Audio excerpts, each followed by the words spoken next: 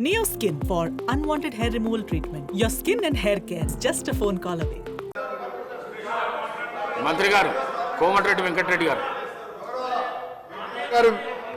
మీ అనుమతితో ఆ పర్మిషన్తో సభను ఎప్పుడు కూడా తప్పుతో పట్టించే విధంగా 10 ఏళ్ళు మంత్రిగా పనిచేసిన సీనియర్ శాసనసభ్యులు 24 గంటలు ఇచ్చినామని చెప్పినప్పుడు మధ్యలో మా పిసిసి ప్రెసిడెంట్గా ఉన్నవారు అమెరికాలో ఏదో మాట్లాడితే నేను అప్పుడు ఇమీడియట్గా నెక్స్ట్ డేనే బండ సోమవారం అని భువనగిరి మండలం ఒక సబ్స్టేషన్కి వెళ్ళి లాగ్ బుక్ చెక్ చేయించి 4 నెలలకే లాగ్ బుక్ చెక్ చేయించి ఆపరేటర్తోనే నేను ఇంటర్వ్యూ తీసుకొని ఎన్ని గంటలు వస్తున్నాయంటే 10-11 గంటలు సార్ రికార్డు ఉంది సార్ నేను పంపిస్తాను మీకు మ్యాక్సిమం అంటే 14 గంటలు అందులో 5-6 సార్లు పోతుంది కరెంట్ అని ఐలై అనే ఆపరేటర్ రిటైల్ లైన్మెన్ని మళ్ళీ వీలు పెట్టుకున్నాం గతంలో రిటైల్ లైన్మెన్ అయిన తర్వాత ఐటీఐ చేసిన వాళ్ళని పెట్టేది ఎక్స్పీరియన్స్ లైన్మెన్ ఆయన చెప్పిన రికార్డు పంపిస్తాను ఒకటి ముఖ్యమైనది ఎందుకంటే సబ్జెక్టు కరెక్షన్ ఎందుకంటే వారు మిస్గైడ్ చేస్తుంది తెలంగాణ ప్రజలు 24 గంటలు ఎప్పుడు ఇయ్యలే 5 ఏళ్ళు ఎమ్మెల్యేగా ఉన్నా 5 ఏళ్ళు ఎంపీగా ఉన్నా 1000 గ్రామాలు తిరిగినా దాన్ని విత్డ్రా చేసుకోవాలి వాళ్ళు 24 గంటలే ఆ లాగ్ బుక్స్ సాయంత్రం వరకు ఆదిలాబాదు నల్గొండ అలంపూర్కి వెళ్ళి రాత్రి వరకల్లా మొత్తం తీసుకొచ్చి హైదరాబాద్లో ఓ లాకర్లో పెట్టి దాల విషయం ఎందుకంటే దాన్ని ప్రూవ్ అవుతుంది అధ్యక్ష నేను వీడియో మీకు పంపిస్తా మీరు వీడియో ప్లే చేయండి అసెంబ్లీలో అందుకనే దయచేసి గౌరవ సభ్యులకు మీ మీద గౌరవం ఉన్నది మీరు దాన్ని విత్డ్రా చేసుకోండి రెండోది అధ్యక్ష రైతు బంధు గురించి వాళ్ళు మాట్లాడుతున్నారు నేను ఇంతకుముందు ఇంటర్వ్యూ అయ్యాను ఇప్పుడు మిస్గైడ్ చేసింది కాబట్టి నేను తర్వాత మాట్లాడదాం అనుకున్నా రెండో అధ్యక్ష ఎలక్షన్ల ముందు ఓఆర్ఆర్ అమ్మిన రోడ్లతోని వచ్చిన 7,000 కోట్లతోని ఒక ఇన్స్టాల్మెంట్ వేసాం సబ్జెక్టు రైతులకు సంబంధించి వారు మాట్లాడింది రెండవది ఎక్సైజ్ టెండర్స్ ఒక 1 ఇయర్ తర్వాత పెట్టే టెండర్స్ని 2,000 కోట్లు అన్ఎంప్లాయ్మెంట్ యూత్ దగ్గర సార్ వాళ్లకు అన్ఎంప్లాయ్మెంట్కు వేరే దారి లేక 2 లక్షల ఫీజు పెట్టి 2,000 కోట్లు నాన్ రిఫండబుల్ వసూలు చేసారు ఎక్సైజ్ టెండర్లు ఫైనల్ చేసారు ఆ డబ్బులు ఏం చేసినా తెలియదు అదే నేను వాస్తవం చెప్తున్నా రైతుల గురించి మాట్లాడుతున్నా మధ్యలో గౌరవ సభ్యులు నా పేరు కూడా తీసుకున్నాం సార్ ఇంకొకటి సార్ మన గోరంటే వెంకయ్య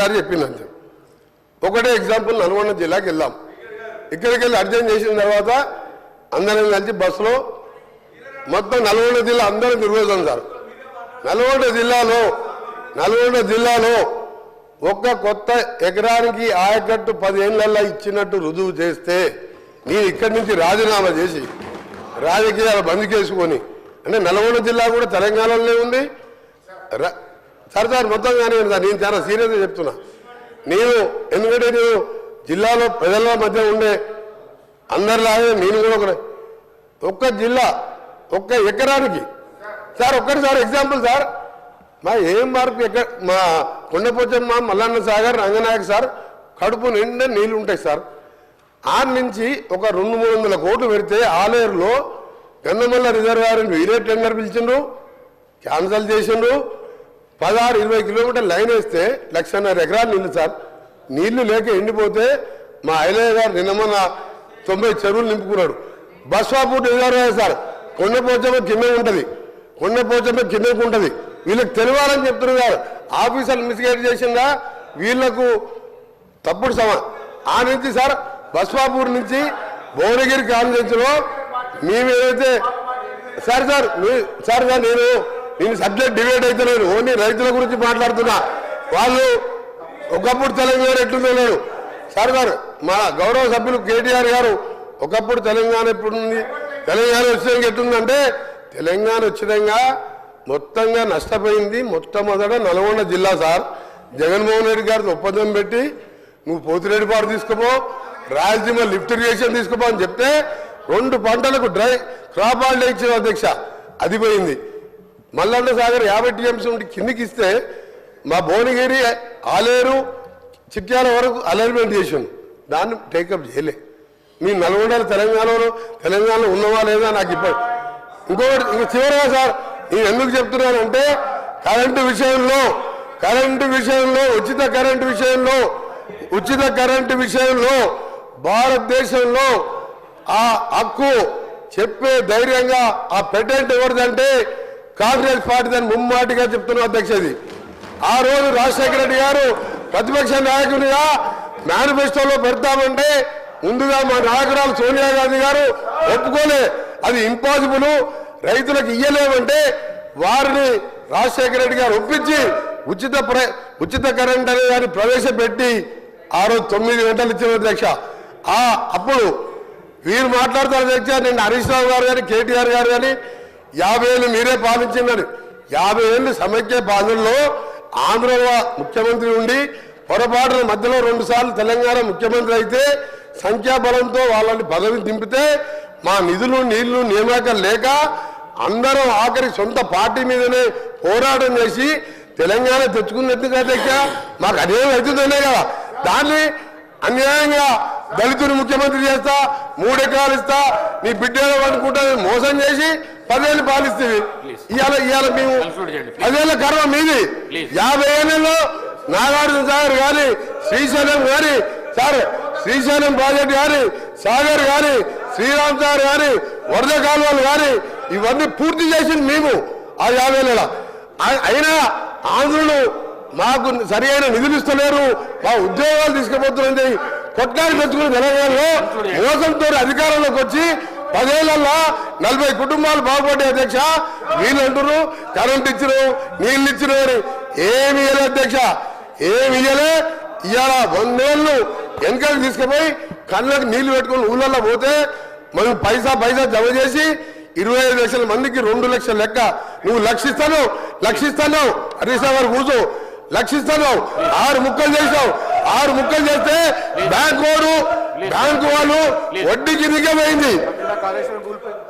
1,50,00,000 కోట్లు అప్పు తీసుకొస్తే మేడిగడ్డ అన్నారం సుమ్మిలా కడితే వెదిరే శ్రీరామ్ అని వాళ్ళు ఇచ్చిండు. రేపో మాపో అవి కూడా కూలిపోతాయని చెప్పిండు. ఏం చేశాను? కూలిపోయే ప్రాజెక్టు కట్టావు, మొత్తం మోసం చేసినావు, మీ కుటుంబాలు బాగుపడ్డాయి. పోదాంపా తెలంగాణకి ఏమిటికి వస్తుందో 50,000 కోట్లు 50,000 కోట్లు అధ్యక్ష. 50,000 కోట్లు మిషన్ దగ్గర ఇంటిని నల్లా నీళ్ళు ఇవ్వకపోతే ఓట్లు అడగలను. పోదాంపా సిరిసిల్ల ఊరికి పోదాం, సిరిసిల్ల గారి సిద్దిపేట గారి ఒక ఊరికి పోదాం, నల్లా ఇప్పుదాం. నీళ్ళు వచ్చినాయంటే మళ్ళీసారి మేము ఓట్లు అడగాం. ఒక్క దగ్గర లేదబ్బా 50,000 కోట్లు తినేసిండు. మిషన్ దగ్గర మీద 50,000 కోట్లు తినేసిండు. తినుడు తప్ప అన్ని తిని ఇవాళ సంవత్సరంలో నేను దారులు పెరగాలంటే నేషనల్ క్యాబినెట్ గారు అధ్యక్ష. ఒక నిమిషం చివరిగా లాస్ట్ పాయింట్, గౌరవ సభ్యులు కేటీఆర్ గారికి నేను చెప్తున్నా, హరీష్ రావు గారికి నేను సమాధానం చెప్తలేను. వారికి మాట్లాడే హక్కు లేదు. ఆయన డిప్యూటీ లీడర్ కాదు, ఆయన సిఆర్పి సెక్రటరీ కాదు, ఒక ఎమ్మెల్యే. ఆయన చెప్తారు ప్రశ్న సబ్జెక్ట్ మాట్లాడుతున్న కేటీఆర్ గారికి నేను సమాధానం చెప్తున్నా. నేను ఒకటే చెప్తున్నా, క్రైమ్ రికార్డు చేయండి. ఆత్మహత్యలు 2013 వరకు ఎందుకుంటే 2024 ఈ రోజు మా 1 సంవత్సర కాలంలో తగ్గినాయా లేదా నేషనల్ క్రైమ్ రికార్డు తెప్పిద్దాం.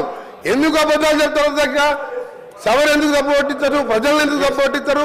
దయచేసి వాస్తవాలు రైతు భరోసా మీద మేము మా మంత్రి గారు చెప్పేది, మా ముఖ్యమంత్రి గారు చెప్పేది రిప్లై వినండి.